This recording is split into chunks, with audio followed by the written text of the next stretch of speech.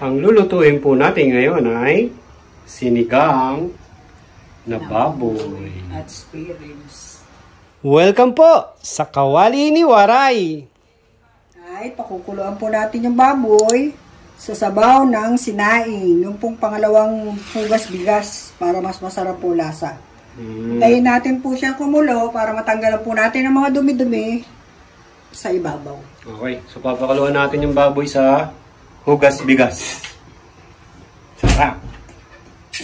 Yan, makikita nyo na po dyan yung mga sinasabing dumi-dumi ng baboy. Yan, at pinakaluan. Yan yung alisin nyo. Ano yan eh, lumalabas yan pagka pasimula pa lang kumulo eh.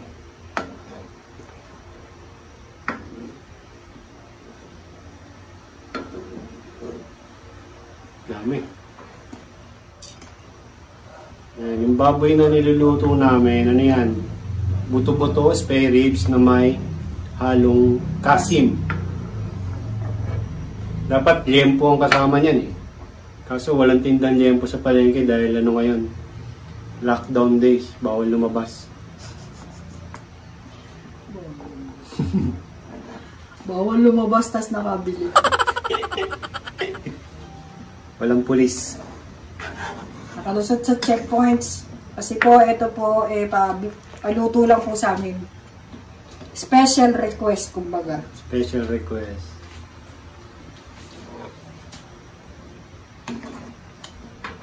Yan. Ano yan? Isa't kalahating kilong baboy.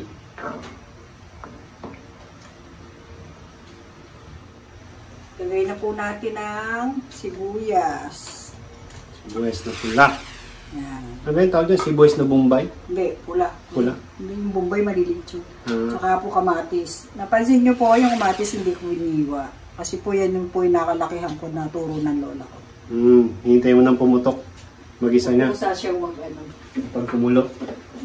Tapos, nagyan na din po natin siya ng konting asin para manood na po din sa baboy yung lasa. Para manuot. Ibig sabihin, para pumapit. Yan, tas hintayin lang natin yan lumambot. Sige, takpan na po natin para lumambot agad. Yan po. Kulong-kulo na ang ating sinigang. Ganyan, ganyan lang yan. Papabayaan nyo lang siya. Hayaan nyo lang siyang lumambot. Ano nalalagay? Ay.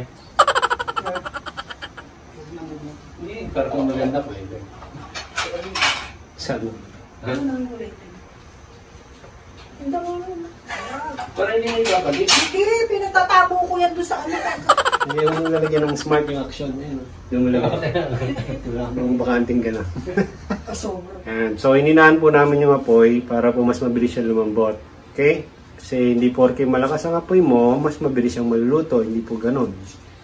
So, mas mahina ang apoy, mas mabilis lumambot. At saka mas lumabas yung tunay na katas ng baboy.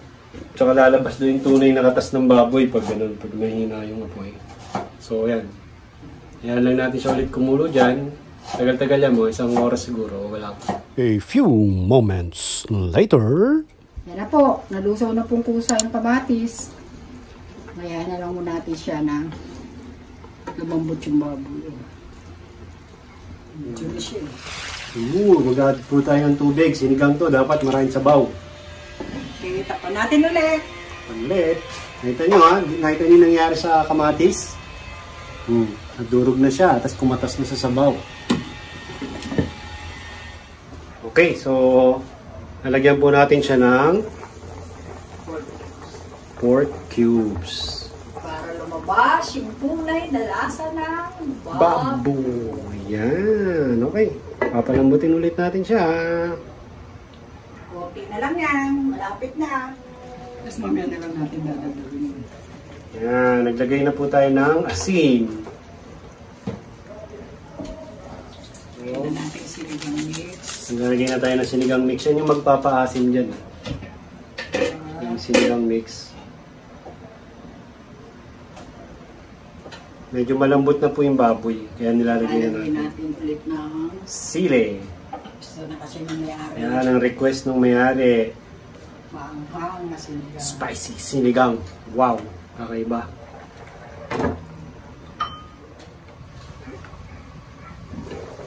Ito na po ito. Lalagyan na po natin ng gulay. Malambot na yung baboy. So maglalagay na tayo ng gulay. So usually ang mga gulay niya, labanos, mga ganon. Ito, gusto niya na okra.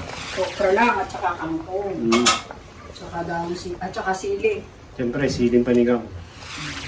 Pero yung iba kasi lalagay ng gabi, lalagay ng labanos na. O, labanos, sitaw. Sitaw. Depende. Kung yung kinakain yung gulay, yun lang ilagay nyo.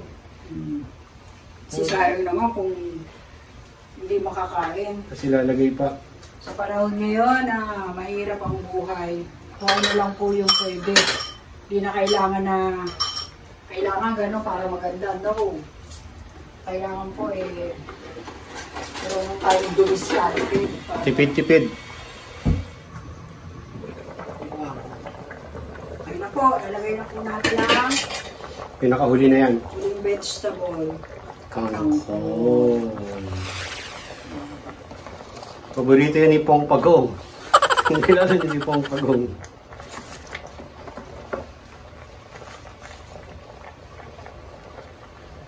Yung dalawang taling kangkong yan. Mukhang marami, no? Pero pag naluto yan, nawawala. Okay. Luto na po yung mga gulay. Luto na po lahat.